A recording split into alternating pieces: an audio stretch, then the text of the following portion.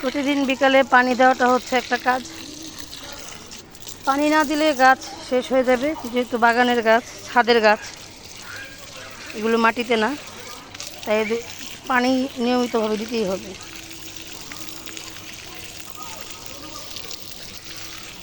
বেশি কিছু দরকার লাগে না, ছাদের গাছের জন্য পানিটা বেস্ট। আর মাঝে মাঝে কিছু খৈল জাতীয় খাবার এগুলো দিলেই হয়।